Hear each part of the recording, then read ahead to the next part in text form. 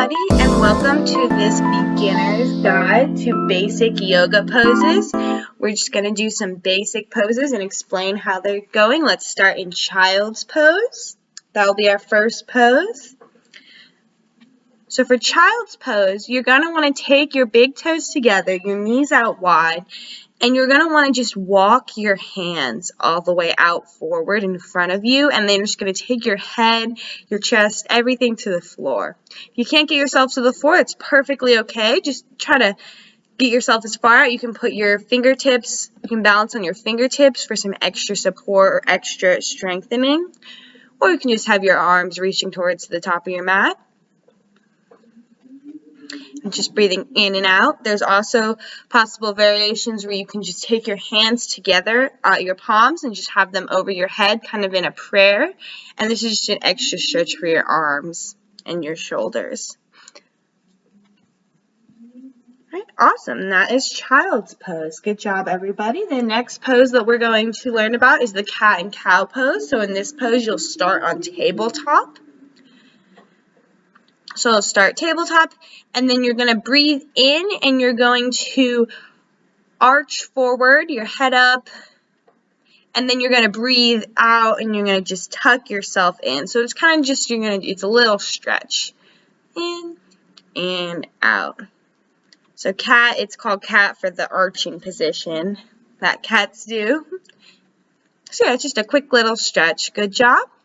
So the next one is a vinyasa, or it's also known as there's up dog and down dog. It's part of a vinyasa. So the vinyasa is the whole move. You're going to go start in tabletop and make your way to a plank position. And for your vinyasa, you take your elbows, you slowly bend your elbows and come all the way almost down to the floor. And then you're going to press yourself up into upward. This is upward facing dog. Breathe, stretch, and then you'll push yourself back, and this is your downward facing dog. You can stay on your tippy toes or have your heels down. The goal is to get your heels as far down as possible. And you just breathe in and out in your downward facing dog. Good job.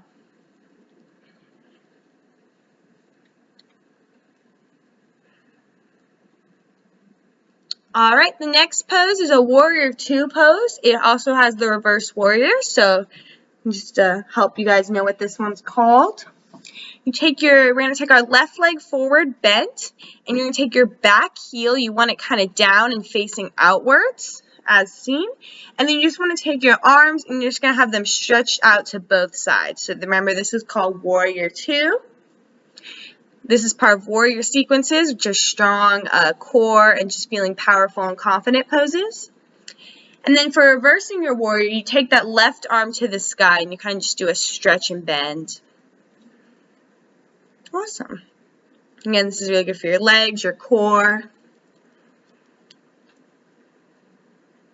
Good job, everybody. That was reverse warrior and warrior 2. Next, we're going to do a mountain pose with a forward fold and half lift. So mountain pose, it's literally the easiest pose. You just start standing and you spread your arms wide. It's kind of like a standing corpse pose. You just have your arms out wide and you just breathe in and out. And then for the fold, you take your hands over your head, and then you just dive down forward. Some call it a swan dive, but you just dive down. You can have your legs bent, or you can have them straight. And then to do the halfway, you have your hands onto the floor, head as far as it can go. Some people can get their head to the floor. And then for halfway lift, it's where you try to straighten your back. You can do it either with your fingertips brushing the mat. You can have it on your shins or all the way up to your thighs. You can have your hands either way, whatever helps you with a flat back position. And that was our forward fold, half lift, and mountain pose. Awesome.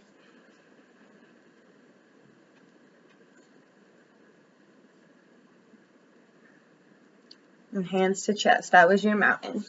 All right, next is chair pose. So it's kind of like you're just sitting in a chair. It's a very easy pose, good for your core, good for your legs. So you kind of take your legs, knees together, you can squeeze them together, squeeze your booty, and you can just take your hands overhead. And you want to just try to, like you could scoot a chair underneath your bum. And you just breathe in and out. It's very easy. There's even variations where you twist to one side or the other with your hands to your palms, and those are just called chair twists. And then you can also take your heels up which is kind of hard to balance for extra balance, and then you can go all the way down into a little ball. So good job. That was chair pose. Next we'll do the pigeon pose, and I'll show you what a mermaid variation of the pigeon looks like. So for a pigeon pose, we're going to take our right leg forward. So you take your front leg forward, the knees bend, you kind of situate yourself on top of it with that back leg straight. You can stretch yourself out. And then you just fold forward over onto your mat. You can put your face, your head to the floor, your head on your hands, your head on the floor on your mat. And you just kind of breathe in and out. It's a nice hip opening position. That's what the pigeon pose is for. It's very good for releasing any tension in your body and your hips. It also is good for releasing any emotion. It can also be just good for before bed, before getting your day going. And then to do the mermaid pose, you would rise back and you take your back leg, you'd grab it with your hand, that left hand in this, and I'm showing you from the behind so you can see that I grab my left hand with my right hand. So it's kind of like a weird twist, release. It kind of takes balance. It's a little tricky. And then we'll just switch and I'll show you the other side. So this left knee's up. This is the pigeon pose again. Variation, as you can see, the back leg. And you kind of straighten yourself over and bend forward. You want to try to bend as where your hips as even and square as possible over. And then I'll show you what the mermaid pose looks like from this angle. And this leg, it's a little bit harder for me to do. But yeah, and you want to try to pull that leg in as much as you can until it hurts, because some people, they just aren't ready for that. Alright, the camel pose, and I'll also show you what a half camel pose is. A fairly simple, easy back bending position. So you start on your knees, and you could start standing straight up, and then you just want to grab your ankles with both hands and let yourself slowly bend forward. Do it slow, you don't want to fall or hurt your back. And then you just kind of look up to the sky. To do the half camel, it's probably what you'd think. You just take, in this instance, our left arm to the sky, nice stretch. And then you can take it back down and do the right side. And this is your camel and half camel positions. It's great for your back. Just be very careful, especially when you come on up. You want to give that back some support. Good job. All right, we'll move on to the bow pose. This is another kind of back opening stretch, but it's kind of the reverse. You're going to take yourself all the way down to your tummy. And then you're going to try to grab your ankles again with your hands, and you're going to just try to, you can rock and roll forward, but you want to try to push your feet into your hands as much as possible. And you want to just try to press yourself up and just kind of, you can rock back and forward. But it's a nice stretch. It's also good for your core, good for rolling out your tummy. And then you can slowly come down and relax. Good job. That was a bow pose. Another popular pose. Alright, good job. Take a stretch for your back. And we'll move on to triangle pose. Triangle is a type of stretch, a standing stretch that you can do. So we're going to take our left leg forward, straight, have it straight. And you're going to take your arms out wide, and you're going to fold kind of over that leg, and you're going to keep your arms straight. So you want to try to keep your legs as straight as possible. Remember, it's good to keep a nice micro bend just so you don't hurt any of your muscles. But you want to try to keep them straight, arms out wide, and it's just a nice stretch. You can you have your hand on the floor, on the mat, the floor, your ankle. You can slowly rise up. Good job. And the next position, we'll go into the supine twist. This is one of our last closing positions. It's something you usually do towards the end of yoga sequences. I'll show you on both sides. So we're going to just extend that right leg, have our left leg bent. And we're going to take that left knee, and we're just going to take it all the way to the right side. We'll take that left arm out wide, and you're going to look over your left shoulder. And it's just a nice back stretch. It's very good for it. A lot of times it cracks your back. It's good for your lower back, tummy, and some belly breathing. You can breathe deep in and out in the wellness pose. And then we're just going to switch sides. You're just going to take that left leg down, right leg, cross it over, and you're going to be looking to the right.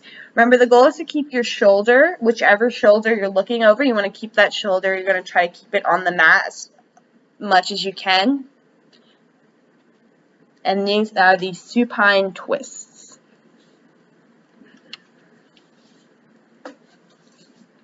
All right.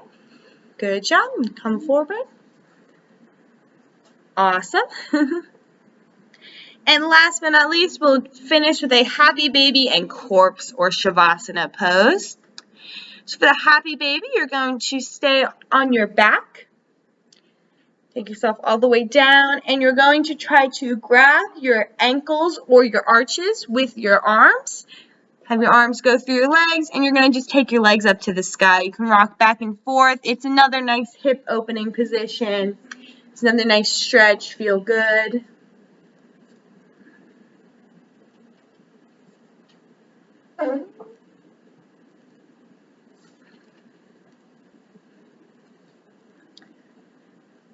All right.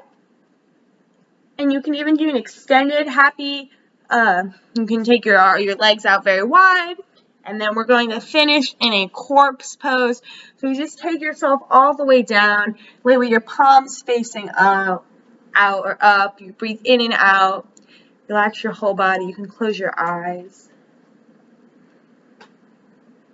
And this is our final meditation pose. It's corpse, also known as Savasana.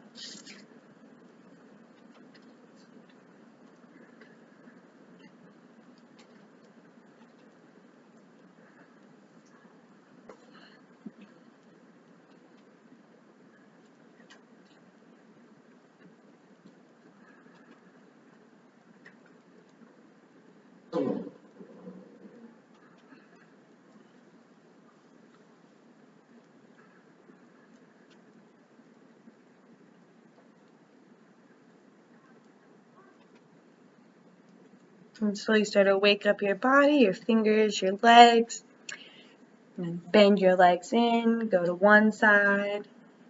And you can just slowly press yourself and your whole body up to a cross-legged position.